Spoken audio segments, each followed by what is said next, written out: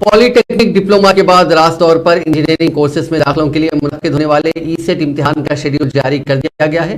Telangana council for higher education के chairman Limbadri और Osmania university के वाइस चांसलर डी रविंदर ने ई-सेट के कन्वीनर श्रीराम वेंकटेश के साथ मिलकर आज तेलंगाना ई-सेट का शेड्यूल जारी किया। इस मौके पर खिताब करते हुए ई-सेट के कन्वीनर वेंकटेश ने बताया कि 1 मार्च को तेलंगाना ई-सेट का नोटिफिकेशन जारी किया जाएगा और 2 मार्च से ई-सेट इम्तिहान में शिरकत के ख्वाहिशमंद उम्मीदवार ऑनलाइन तरीकेकार पर अपनी दरखास्त फॉर्म दाखिल कर सकते हैं।